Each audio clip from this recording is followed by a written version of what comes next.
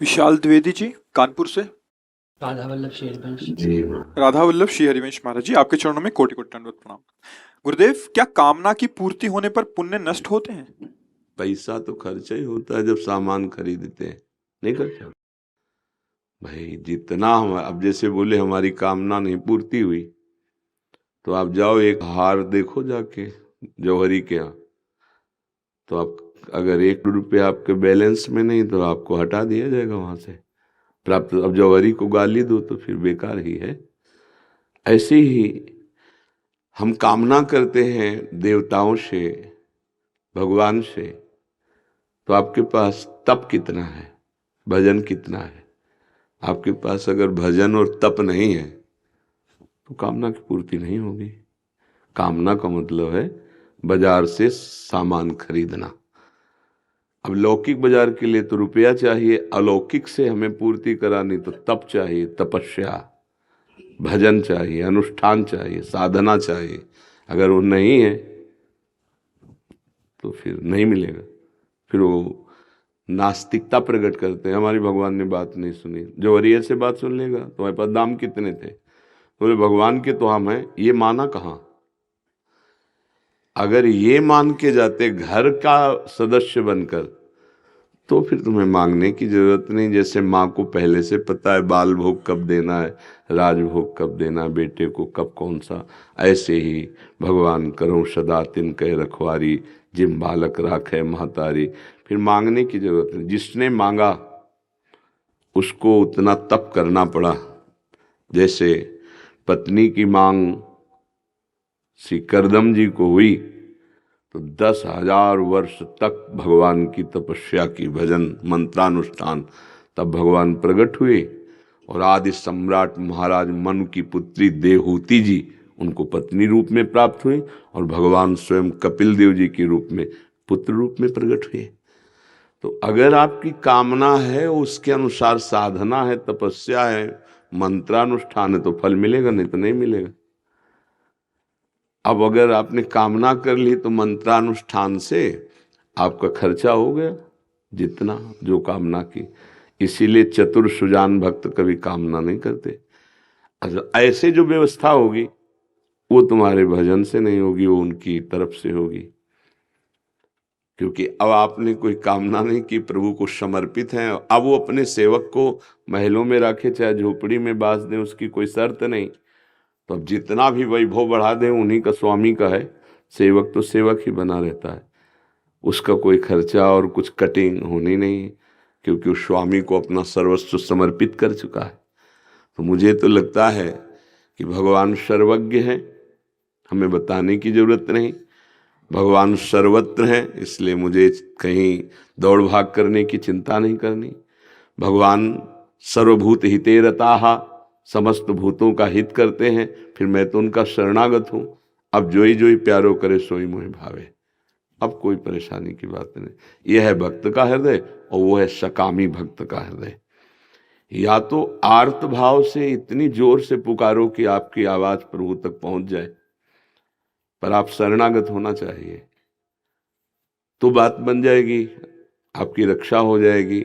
आप अर्थार्थी भक्त हैं या आर्त हैं या जिज्ञासु हैं, भगवान ने, पर भगवान से ही, भगवान के होकर, जो भगवान से होकर उनकी इच्छा पूर्ति भगवान फिर अपने बल से कर देते हैं। पर अभी लोग भगवान को अपना तो मानते नहीं ना। हमारा पुत्र, हमारी पत्नी, हमारा पति, हमारा घर, हमारा मकान, भगवान मंदिर वाले या बाहरी कोई, तो उसके लिए तप करना पड़ेगा, उसके लिए साधना के बल से तुम्हारी कामनाएं पूर्ण होंगी। और जो भगवान को समर्पित हो जाते हैं, सही माने में उनकी कामना ही नहीं रहती। अगर कोई कामना होती भी है तो हरि प्रसाद से पूर्ति होती है। जो इच्छा करियो मन माही, तो हरि प्रसाद कुछ दुर्लभ नाही। वो उसकी कामना ऐसे पूर्ण होती जैसे माता पिता पूर्ण करते हैं। माता पिता हमारी मांग पूर्ण करते हैं तो हमको कोई उसके लिए साधना या फीस थोड़ी देनी होती। पर प्रभु को इतना अपनापन से कौन मानता है? प्रभु को तो एक प्रयोग की वस्तु मान ली गई है। साध्य है संसार और साधन प्रभु को बना लिया गया, तो फिर उसके लिए आपके अंदर तप होना चाहिए। मंत्रानुष्ठान होना चाहिए, तभी पूर्ण होगा। नहीं देख लो, या तो प्रभु को समर्पित पूरे हो जाओ और या फिर ऐसी साधना करो, तो जो चाहोगे तप के बल से, साधना के बल से पूर्ण। अब दोनों नहीं, ना प्रभु से अपनापन है ना साधना है, तो मांगते घूमो, ऐसे कौन दे देगा? कहाँ मिल रहा है? किसकी कामनाएं पूर्ण हो रही है? अगर पुण्य है, सुकृत है, तो उसके बल से हो जाएगी। तो सुकृत तो नष्ट होते ही कामना में, इसीलिए चतुर सुजान भक्त कभी कामना नहीं करते, क्योंकि हमारा भजन भगवान की प्राप्ति के लिए है, न कि मृत्यु लोक की तुच्छ कामनाओं के लिए है। ये तो अपने आप अन मांगे आगे आवे गो, जो पल लागे पल को, श्री स्वामी हरिदास जी महाराज कह रहे हैं। हरि भज छाणी न मान नर्तन को, मति बंछे रे मति बंछे तिल तिल धन को, अन मांगे आगे आवे गो, जीव पल लागे पल को, कहे हरिदास मीच ज्यों आवे, त्यों धन है आपन को, हरि भज छाणी न मान नर्तन को। भाव ये है कि जैसे पलक अपने आप झपकती है, ऐसे ही तुम्हारे पास धन आ जाएगा, जितना तुम्हारे को प्रभु ने विदान किया है।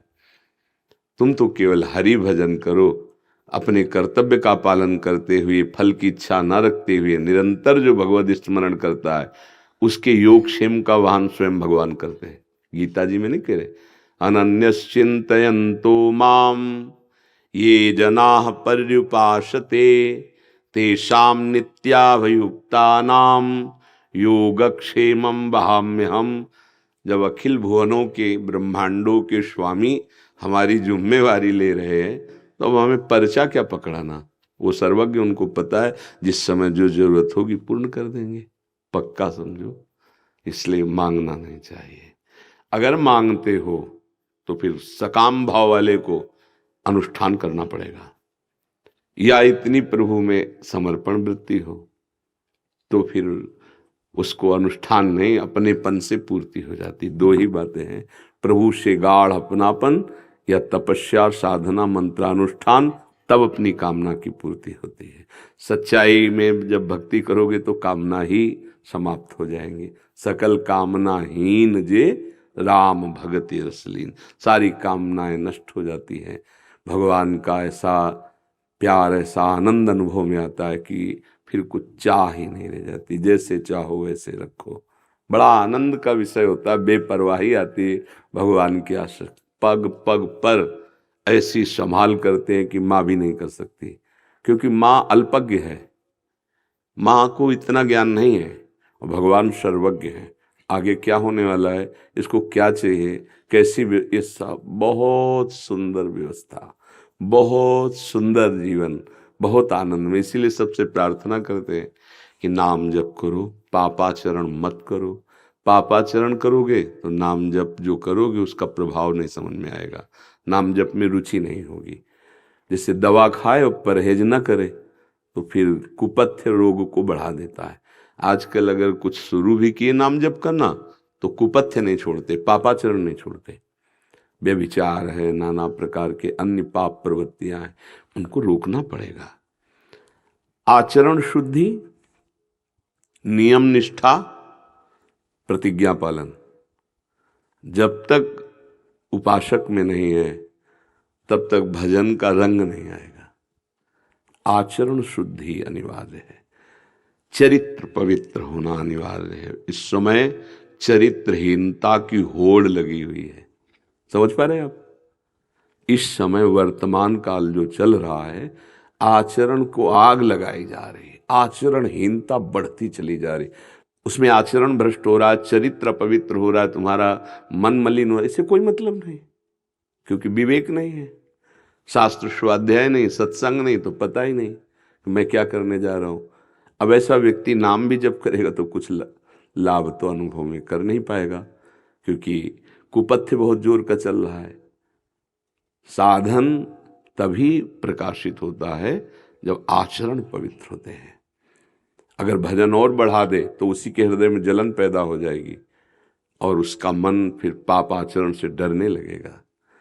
जिसे भगवान का डर है, सदगुरु का डर है, वही संसार से मुक्त हो जाता है, वही निर्भय हो जाता है। यार भगवान देख रहे हैं, यार सदगुरु देख रहे हैं, वो सर्वज्ञ है, मैं कैसे ऐसा पाप कर सकता हूँ, वो देख रहे हैं। जिसे गुरु का डर है, भगवान का डर है, वही आगे बढ़ पाता है। अब आज सब डर खत्म हो चुके हैं। शास्त्र स्वाध्याय नहीं है तो भगवान का डर नहीं, और गुरुजन संत जनों का आदर नहीं अंदर से, क्योंकि कुछ पाखंड से ऐसी लीलाएं हो गई जिससे संतों पर अश्रद्धा हो गई, और कुछ सीरियल ऐसे बने हैं, नौटंकी नाटक। अब वो नए बच्चे देखेंगे, घर परिवार वाले, तो क्या सोचेंगे? संत, संत का मतलब ये। जब संत पर श्रद्धा नहीं, सदगुरु पर श्रद्धा नहीं, भगवान पर श्रद्धा नहीं, शास्त्र पर श्रद्धा नहीं, तो तुम्हारा जीवन क्या होगा? नर्क। देख लो क्या जीवन है। नवीन जो धर्म विरुद्ध आचरण कर रहे, नर्क में जीवन है। क्योंकि हमें पता ही नहीं कि हमें क्या करना चाहिए, क्या नहीं करना चाहिए। हम कौन से मार्ग में गिरते चले जा रहे, कौन से मार्ग में उठेंगे। इसलिए सत्संग सुनो, नाम जप करो, और भगवान से प्रार्थना करो कि मेरी एक कामना पूर्ण कर दो, कि आपको कभी भूलूं नहीं। बस सब कुछ पूर्ण हो जाएगा, इसी में सब कुछ पूर्ण हो जाएगा। जब कोई भगवान के मार्ग में चलता है तो भागवतिक व्यवस्था होती है, बड़े बड़े लोकपाल उसकी सुरक्षा में होते हैं।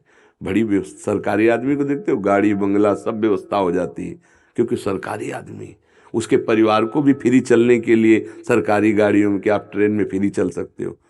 तो इतने बड़े अखिल कोटि ब्रह्मांड नायक प्रभु को जो अपना जीवन समर्पित कर दिया जाता है, तो भगवती अम्बा जो त्रिभुवन का पालन पोषण करने वाली, वो स्वयं उसकी व्यवस्था देखने लगती है। तब सब एक से एक दिव्य प्रताप उदय होता, तो लगता है अरे ये तो जादू हो रहा है, ये कैसे हो रहा है? ये हो रहा है अखिल कोटि ब्रह्मांड नायक परात्पर इस भगवान से अब अपनापन जो था वही सिद्ध हो गया, वही परिपक्व हो गया। अब उसकी कामनाएं नहीं है, अब तो भगवान अपने समान उसका पालन पोषण कर रहे हैं। जहाँ पर कृपा राम की हुई, ता पर कृपा करे सब कोई। लोकपाल, प्रकृति, माया सब कृपा करने लगती। हमें लगता है कामना करे तो एक बात की करे कि भगवान का स्मरण कभी न टूटे, बस इसी से सब प्राप्त हो जाता है। जी। नीलम पांडे जी पटना से। राधा वल्लभ श्री हरिवंश। श्री हरिवंश महाराज जी, आपके चरणों में कोटि कोटि प्रणाम। महाराज जी, पिछले 1.5 वर्ष से सत्संग एवं एकांतिक वार्तालाप नियमित रूप से सुन रही हूँ। भगवान के नाम की महिमा, धाम की महिमा, लीला गायन की महिमा आपके श्रीमुख से सुनकर नियमित नाम जप करने का प्रयास करती हूँ। महाराज जी, मैं योग मार्ग एवं भक्ति मार्ग में सामंजस्य किस प्रकार स्थापित करूं, कृपया मार्गदर्शन करें। योग के विषय में आप क्या जानते हैं? महाराज जी, क्रिया योग। क्या क्या आप क्रिया करते हैं? कितने घंटे पद्मासन में बैठ सकते हैं? कितनी देर सिद्धासन में बैठ सकते हैं? महाराज जी, बड़ी मुश्किल से आधे घंटे। तो वो बैठना थोड़ी मानते हैं। 48 मिनट बिना हिले डुले शुरू करे तब तो प्रारंभिक साधक माना जाता है।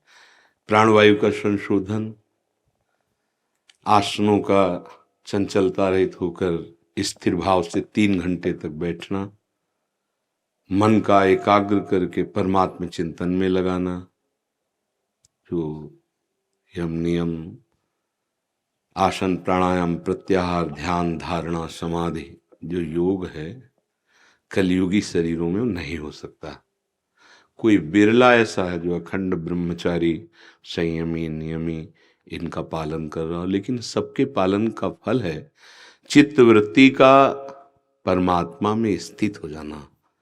चित्त वृत्ति को निरोध करके संसार, निरोध माने रोक करके संसार से हटाकर संसार से प्रभु में तन्मय कर देना। समस्त साधनाओं का एक ही फल है। गोस्वामी तुलसीदास जी बिल्कुल सरल भाषा में लिखते हैं, सब साधन कर यह फल सुंदर, प्रभु पद पंकज प्रीति निरंतर। अपने आराध्य देव के नाम रूप में निरंतर चित्त वृत्ति का लगना ही योग है। शरीर की क्रियाओं को केवल योग नहीं कहते हैं। भगवान ने वर्णन किया, तेषां सतत युक्तानां भजतां प्रीतिपूर्वकं ददामि बुद्धि योगम तम येन मामुपयान्ति ते तेषाम सतत युक्तानाम, जो सतत मेरे से युक्त होकर निरंतर मेरा भजन करता है, मैं उसे योग प्रदान कर देता हूँ, बुद्धि योग। अर्थात बुद्धि परमात्मा में अविचल भाव से स्थित हो जाती है। जो योग का अंतिम परिणाम है वो समाधि है। समाधि परमात्मा में स्थिति, संकल्प रहित, कोई संकल्प नहीं, निरंतर भगवदाकार वृत्ति, इसे ही योग कहते हैं। अब इसके लिए आप सोफा में बैठे हैं, पैर फैला के बैठे हैं, खड़े हैं, चल फिर रहे हैं, सेवा कर रहे हैं, सब समय योग में हैं। यदि आपका भगवत चिंतन चल रहा है, भगवत चिंतन नहीं है तो फिर विषय चिंतन चलेगा, देह चिंतन चलेगा। तो आप चाहे पद्मासन में बैठे हो चाहे सिद्धासन में, उसे योग नहीं कहते। शरीर की स्थिति को योग नहीं कहते, मन की स्थिति को योग कहते हैं। अगर मन प्रभु में स्थित है तो महायोगी है, और प्रभु से विमुख है तो उसका कोई महत्व नहीं। 1400 वर्ष तक अपनी मृत्यु को पछाड़ते रहे योग के द्वारा चांगदेव जी, कुछ हाथ नहीं लगा। जब ज्ञानदेव जी के सामने महाराष्ट्र में उपस्थित हुए तब उनको पता चला कि अभी तक हमें कुछ नहीं मिला। जब तक भगवान में चित्त नहीं जुड़ा तो बाहरी सिद्धियां या बाहरी क्रियाओं का कोई महत्व नहीं है। तो हमारी तो राय यही है कि आपका शरीर, आपका मन, आपकी एक एक वृत्ति प्रभु को समर्पित हो जाए, यही योग है। क्या? शरीर से समाज की सेवा, परिवार की सेवा, भगवान की सेवा जो बने वो भगवद अर्पित करो और खूब नाम जप करो। चित्त को प्रभु में बार बार जोड़ो, इसी का नाम योग है। अब वो योग कैसे है? आप देखो शरीरों की स्थिति कैसे, सच्चाई से देखो शरीरों की स्थिति कैसे है। हम 2 घड़ी कहते हैं 48 मिनट को, बिना हिले डुले पद्मासन लगा कर, सिद्धासन लगा 48 मिनट नहीं बैठ सकते, फिर योग का क्या? ईमानदारी से देखो कि हमारी स्थिति शरीर में ही है, थोड़ा कहीं कष्ट हो तो मन वहीं लग जाएगा। तो अभी योग बहुत सरल सहज भक्ति योग भगवान ने कहा है कि तपस्वियों से भी अधिक और कर्मकांडियों से भी अधिक और ज्ञानियों से भी अधिक मेरा अनन्य भक्ति योगी होता है। तो बस सब योग का मतलब है प्रभु के चरणों में चित्त जोड़ना। तो वो आराम से करो, भगवान की लीलाओं का गायन करो, भगवान की लीलाओं को सुनो, भगवान नाम जप करो, भगवत सेवा, समाज सेवा भगवत भाव से। अभी देखो योग में स्थित हो जाओगे। शरीर का राग छूटना, कर्मों के बंधन से मुक्त होना, यही हमारा मनुष्य जीवन का लक्ष्य है। मनुष्य अपने नए कर्म के द्वारा पुराने कर्म को भस्म करने की योग्यता नहीं रखता, वो सिर्फ भगवान भस्म करते हैं। अहम त्वाम सर्व पापेभ्यो मोक्षयिष्यामि मा शुचा। तो भगवान की शरण हुए बिना, सेवक सेव्य भाव बिन भवन तरी उर्गार, काकभूषुंड जी महाराज कहते हैं। तो स्वयं सेवक बन जाए, भगवान को स्वामी मान ले, खूब नाम जप करे और हर कर्म उनकी सेवा की भावना करके समर्पित कर दे, योग को प्राप्त हो जाएगा। ठीक है जी। राहुल जी नोएडा से। राधे राधे महर्षि, आपके चरण कमलों में कोटि कोटि प्रणाम। महर्षि, लोकाचार में जैसे जैसे जितना पूजा पाठ देखा और अपनी कुबुद्धि से समझ पाया वैसे ही अब तक करता रहा। 4 मंत्रों की माला एक एक सुबह शाम जपता हूँ, हफ्ते में 2 दिन उपवास भी रखता हूँ। पर ऐसा करते करते बहुत से विकार और अंधविश्वास मन में घर कर गए हैं। उनको कैसे खत्म करूं? इन सब के बिना प्रभु में कैसे निर्मल तरीके से मन को लगाऊं? किसका नाम जप करूं? अपना बालक समझकर महाराज जी कृपया मार्गदर्शन। देखो सच्ची बात तो ये है कि जब ये जिज्ञासा जागृत हो तब पहले किसी सदगुरु का वर्ण कर लेते, हर प्रश्न का उत्तर हो जाएगा है।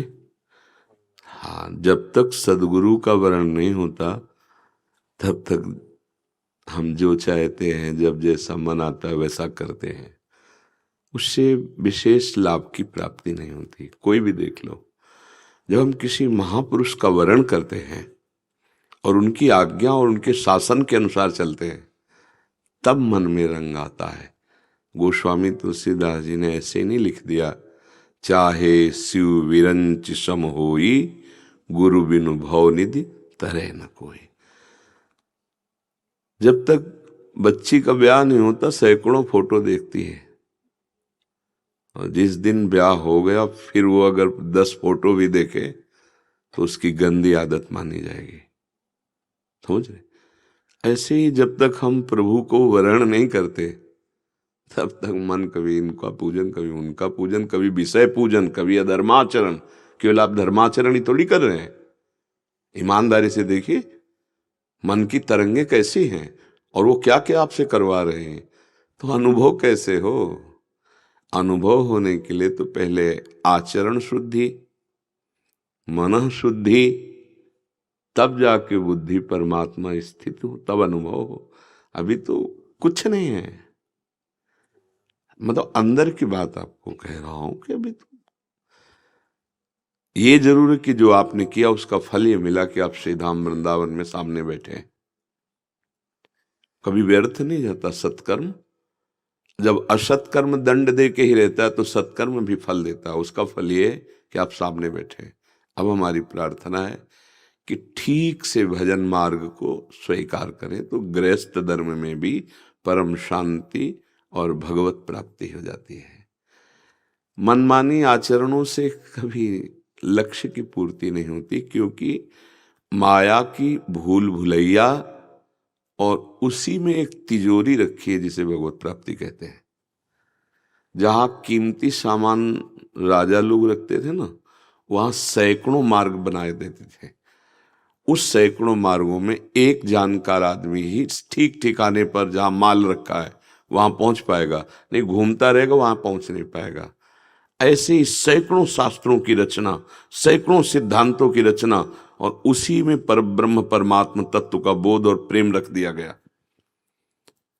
अब बिना सदगुरु के, बिना गाइड के इस भूल भुलैया से निकलकर तत्व में स्थित हो जाना है, भगवदानंद को प्राप्त करना किसी के बस की बात नहीं। थोड़ा आरती कर लेना, पूजा कर लेना, भोग समर्पित दान पुण्य कर लेना, 1 2 4 मंत्र इधर माला। तो अच्छा, मंत्र तब प्रभाव डालता है जब गुरु के श्रीमुख से निकले। अब हम मंत्रों के ग्रंथ हैं, उठा लो तो क्या आप सिद्ध हो जाओगे? क्या आप तत्वबोधदर्शी हो जाओगे? नहीं, भगवान ने कहा है जब जिज्ञासा जागृत हो तो प्रणिपातेन प्रश्नया, जाओ किसी महापुरुष के सामने साष्टांग दंडवत हो और उनके सामने अपनी जिज्ञासा रखो, फिर वो जो साधना बताए उसके अनुसार चलो। तो हमें ये लगता है कि अभी तक जो किया उसका फल है साधु समागम। अब साधु समागम का फल है सतमार्ग का अनुसरण करना। तो वो तभी कर सकते हो जैसे हम सत्संग कर रहे हैं तो आप सुने, आचरण में उतारें या ना उतारें।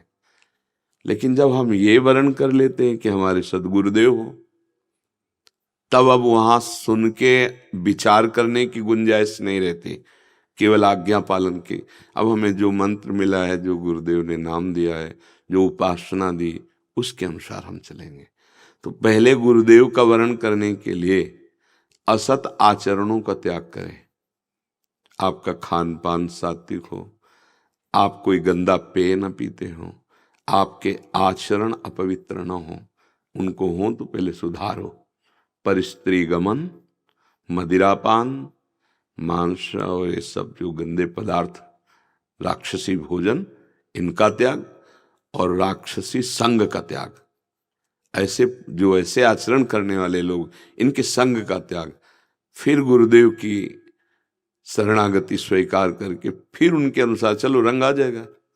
ऐसे मनमानी नहीं आएगा। जैसे कई लोग प्रश्न करते हैं कि हम पंचाक्षरी मंत्र जपते हैं और उच्चारण भी कर देते हैं, बोला गुरु से मिला क्या? बोले नहीं। तो ऐसे नहीं, ऐसे रंग नहीं आएगा।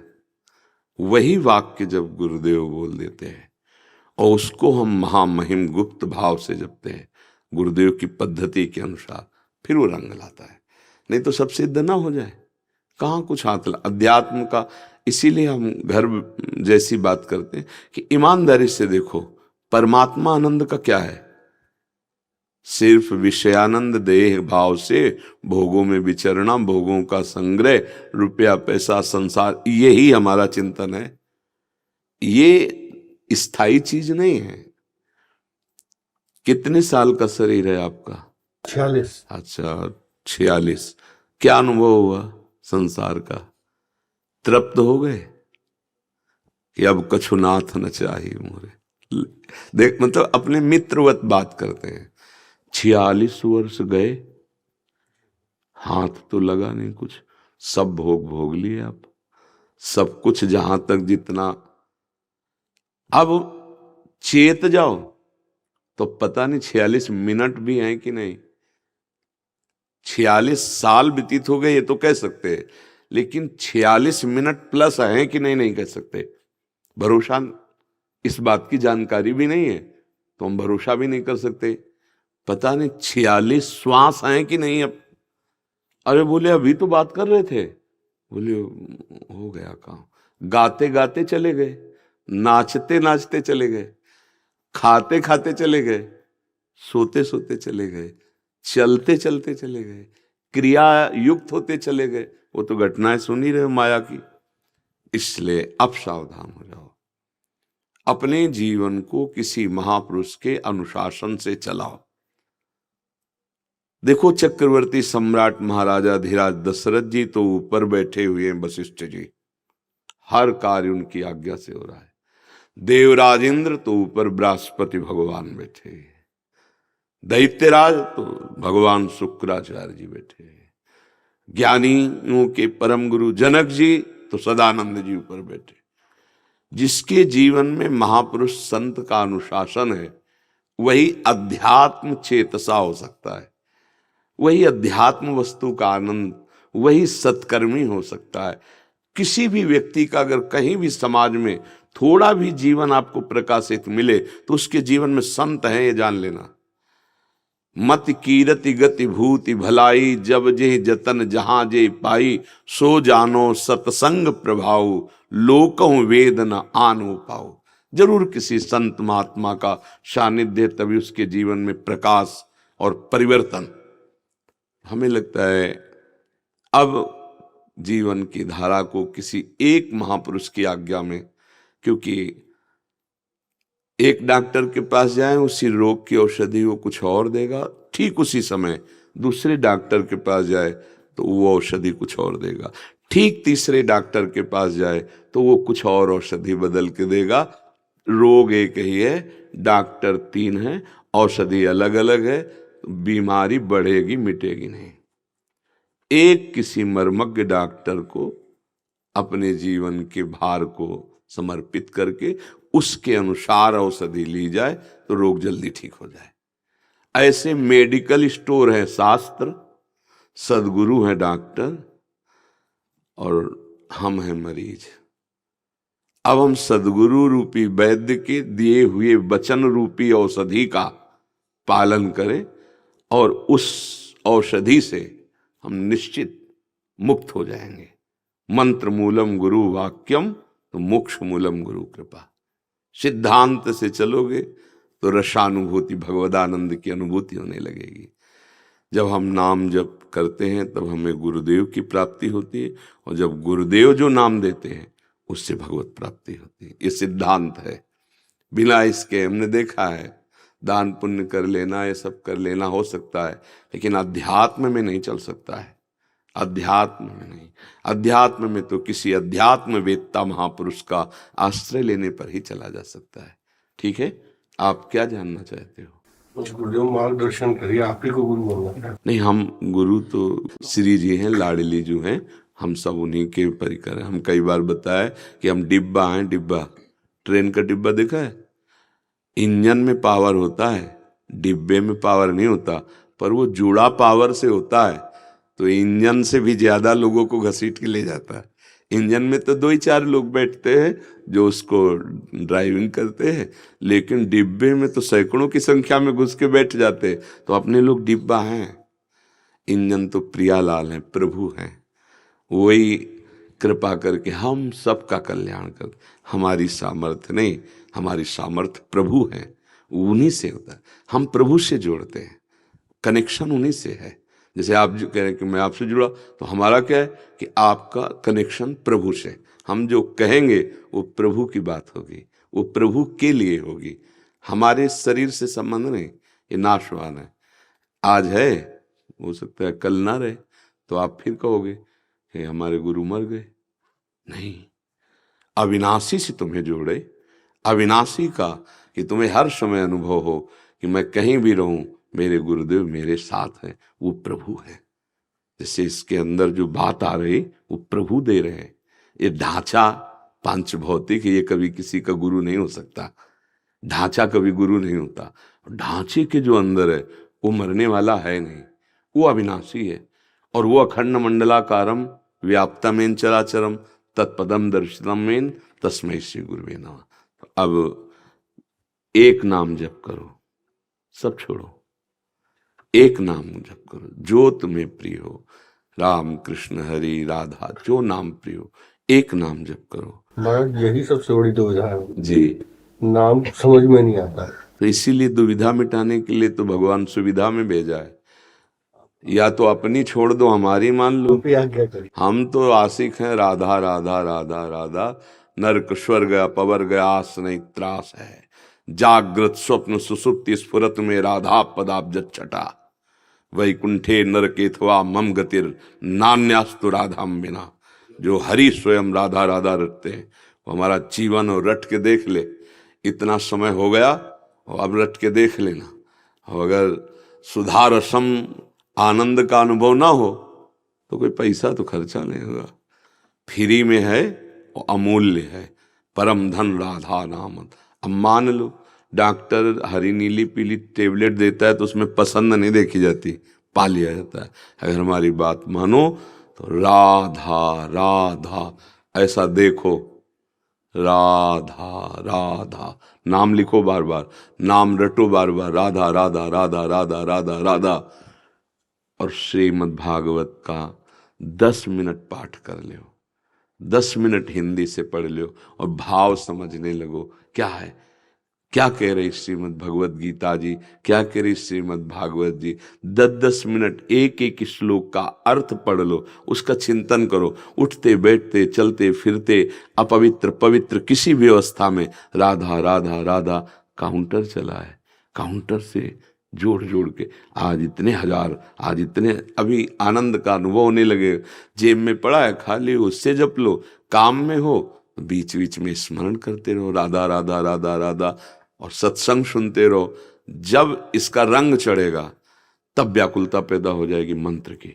अब मुझे मंत्र चाहिए, अब मुझे भगवत मार्ग प्रकाशित चाहिए, आगे का रास्ता मिल जाएगा। शुरुआत करो, शुरुआत करो यहाँ से। जी कीर्ति कुमारी जी, श्री हरिवंश जी। राधा वल्लभ श्री हरिवंश महाराज जी, मेरा प्रश्न है कि गुरुदेव के चरण पादुका की सेवा किस प्रकार की जाती है और गुरुदेव भगवान की परिक्रमा कैसे करें, कृपया करके मार्गदर्शन करें। पहली बात तो गुरुदेव भगवान की चरण पादुका में ब्रह्म बुद्धि रखे, पहली पूजा। साक्षात भगवान विराजमान है ऐसा भाव करे पादुका जी में। जैसे भरत जी ने रघुनाथ जी की पादुका अयोध्या में आकर विराजमान किया, और ऐसी भावना की कि साक्षात भगवान श्री रामचंद्र जी सिंहासन पर विराजमान है। आज्ञा ले लेकर के 14 वर्ष तक राज्य शासन किया। राजा रही पादुका जी और सेवक रहे भरत जी। तो पहले हमारी भावना हो गुरुदेव की पादुका में ब्रह्म बुद्धि कि मेरे साक्षात गुरुदेव भगवान इस रूप में विराजमान है। उनकी चरण पादुका मतलब गुरुदेव ही विराजमान है।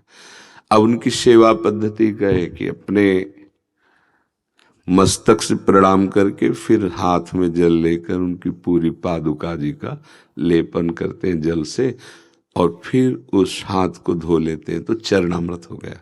क्योंकि रोज पादुका जी को जल से अगर स्नान कराएंगे तो लकड़ी की पादुका जी होती है, फिर भावना करनी ना, तो हम जल हाथ में लिया, पादुका जी ली, ऐसे पूरी पादुका जी में फिर जल को धो लिया, तो वो हो गया चरणामृत।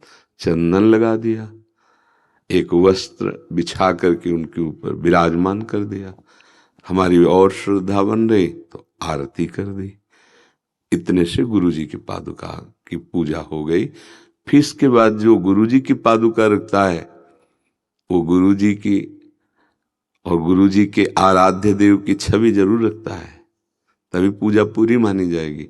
तो भोग श्रृंगार ये सब छवि में करे और ऐसे गुरु जी की पादुका की पूजा कर ले। और भाव बढ़े तो जब पोछने जा रहे, स्नान कराने जा रहे, उसके पहले अपने सर पे रख ले, माथे पे रख के जो गुरु जी का ध्यान करता है मानो साक्षात गुरुदेव ही विराजमान है। गुरुदेव की पादुका माथे पे रखी, फिर विराजमान करके जो पद्धति बताई वैसे कर ले। पर बड़े प्रसन्नता के विषय कि इतनी छोटी बच्ची होकर आप गुरु जी की पादुका की आराधना की बात कर रहे हैं। पादुका में भाव हो जाए तो सब कुछ प्राप्त हो जाएगा, क्योंकि गुरु जी का प्रगट सानिध्य तो हर समय मिलता नहीं, तो पादुका जी साक्षात गुरु जी का स्वरूप। एक बार अमीर खुसरो जी के गुरु जी थे, तो उनका बड़ा यश था। एक ब्राह्मण उनके पास गया कि बेटी का ब्याह है, आप सिद्ध पुरुष हैं, कुछ व्यवस्था कर दीजिए। तो ना तो कहा नहीं उन्होंने, कहा परसों आ जाना। परसों फिर है, बाबा बेटी का ब्याह और आपने कहा था परसों आ जाना। पादुका लकड़ी की रखी थी, उनका पादुका ले जा। तो संत आ गया, उन्होंने पादुका उठाई, सर पर रखा और चल दिया घर के लिए। पर मन में सोचा कि पादुका से क्या होगा, बेटी के ब्याह के लिए तो रुपया चाहिए था, व्यवस्था उससे होती, पादुका से हमें लगता है बाबा ने हमें फुसला दिया। यद्यपि श्रद्धा थी तभी तो मांगने गए थे, सिद्ध पुरुष हैं, कुछ ऐसा। और ऐसे सोच में जा ही रहा था कि अमीर खुसरो जी 13 ऊँटों में, उस समय ऊँटों से तो ये हीरे जवाहरात आदि बहुत बड़े रत्नों के व्यापारी थे, वो बड़े धनी मानी थे और उच्च कोटि के गुरु भक्त थे। उनके बहुत सुंदर सुंदर पद हैं, बड़े सुंदर सुंदर उनकी स्थिति के पद हैं अमीर खुसरो जी के। तो उनको घ्राणेन्द्री में बोले हमारे गुरु जी की कोई चीज है आसपास। इतने वो गुरु के अनन्य थे कि गुरु की पादुका का आभास उनको हुआ, खुशबू मिली, मेरे गुरु जी की कोई वस्तु है।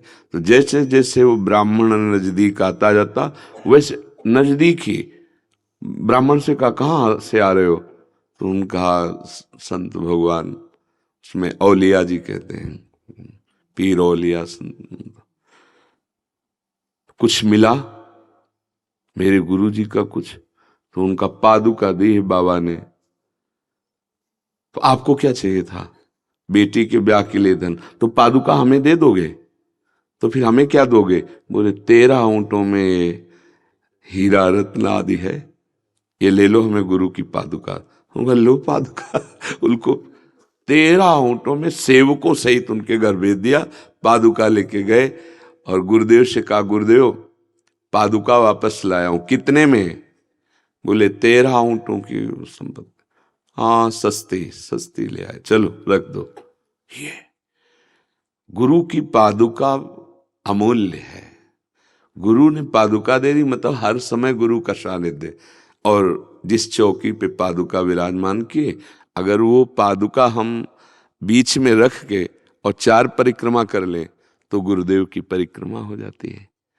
गुरुदेव की परिक्रमा हो गई, गुरुदेव की पूजा हो गई, और हर समय पादुका जी का सानिध्य गुरुदेव का सानिध्य माना जाता है।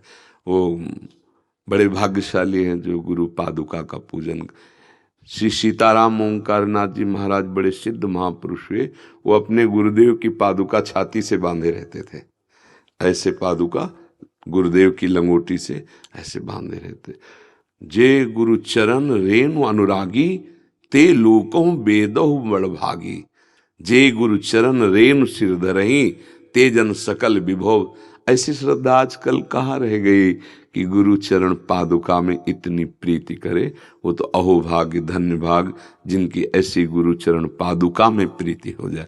गुरु में तो प्रीति होती नहीं है कि गुरु चरण पादुका में ऐसी प्रीति, और जिनकी गुरु चरण पादुका में प्रीति हो गई, निश्चित निश्चित भगवान की कृपा से उनके अध्यात्म की उन्नति प्रति क्षण बढ़ती चली जाएगी।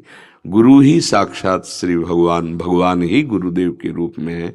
पर हमारी दृष्टि पावन हो जाए तो ये बात समझ में आ जाए। जी, जैसे प्रिया प्रीतम को रात को शयन कराते हैं तो कैसे वैसे ही गुरु पादुका को वस्त्र आदि उड़ा सकते हैं अपने भाव में हाँ, पुष्टता की? बिल्कुल उड़ा सकते हैं, बिल्कुल यथावत पूजा कर सकते हैं। जैसे हमारे पूज्य सदगुरुदेव की पादुका है तो ये सिंहासन है श्री जी का, तो ये सिंहासन है पादुका जी का। तो पहले हम श्री जी की सेवा नहीं करते, पहले हम गुरु पादुका की पूजा करते, फिर अधिकार मिलता है श्री जी की सेवा का। बस ये इतना भेद जरूर है, गुरु जी की प्रसन्नता के लिए पादुका की सेवा करने के बाद हस्त प्रक्षालन करके फिर हम श्री जी की सेवा करते हैं। पर पहले गुरु पादुका, प्रथम गुरु पूजन, फिर इष्ट पूजन। पर इष्ट पूजन के लिए फिर हस्त प्रक्षालन करके, क्योंकि गुरुदेव जिसमें राजी उसी में हम राजी। वस्त्र आदि भी इधर के उधर यूज नहीं कर सकते? नहीं नहीं नहीं, गुरु पादुका का अलग सेवा विधान और गुरुदेव के द्वारा दिए हुए इष्ट का अलग सेवा विधान।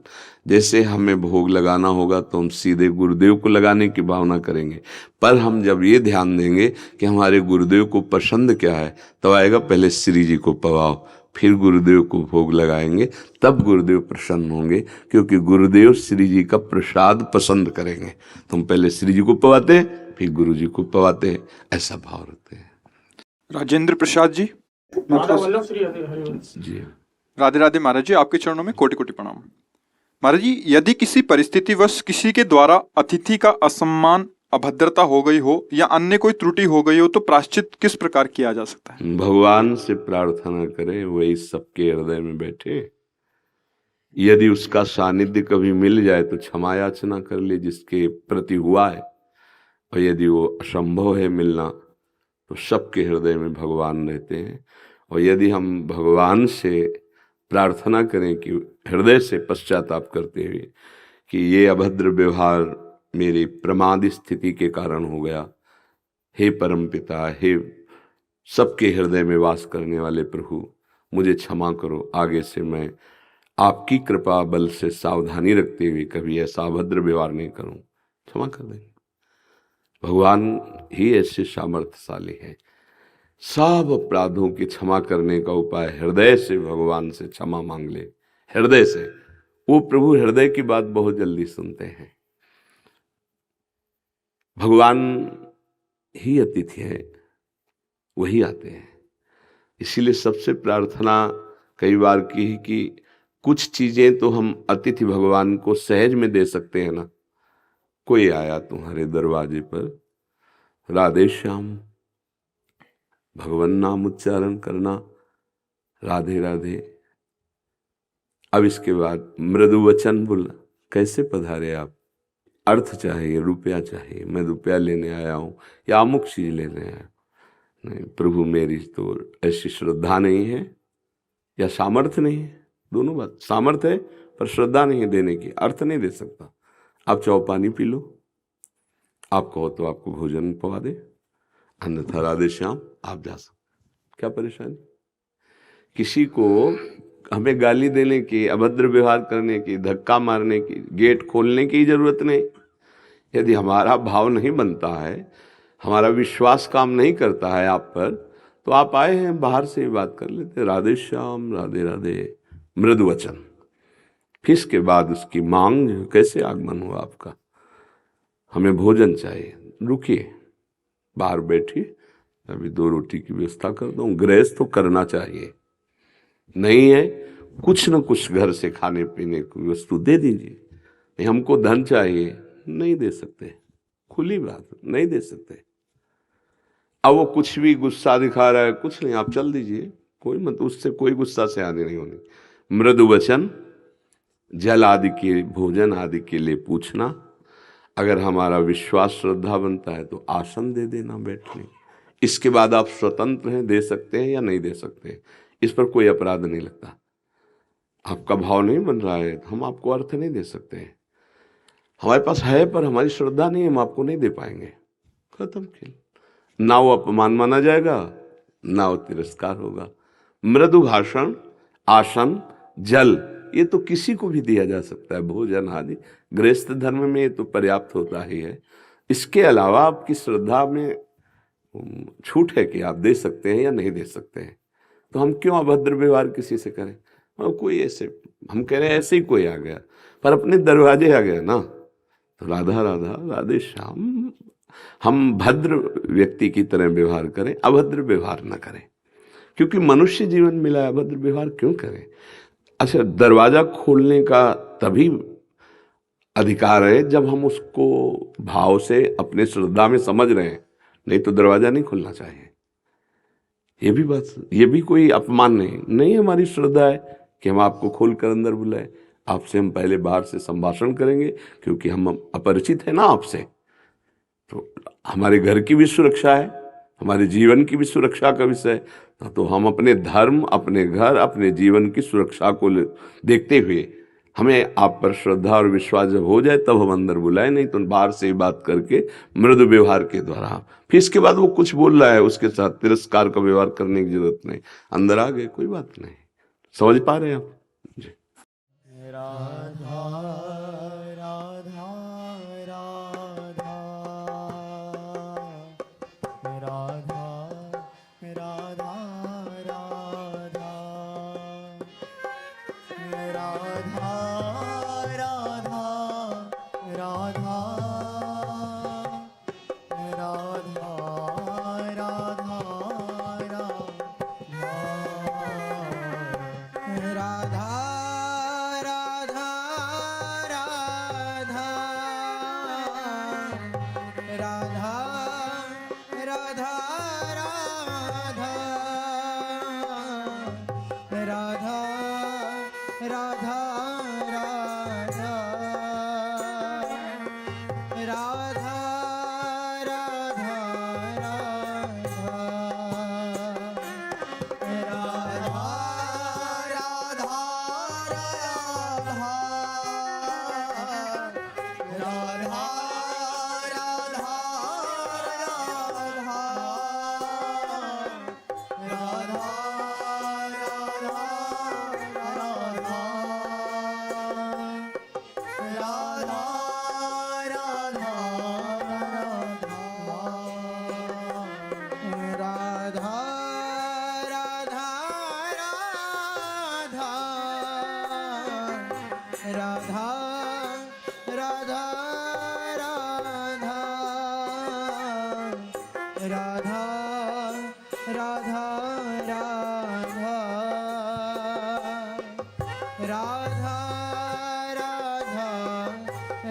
राधा राधा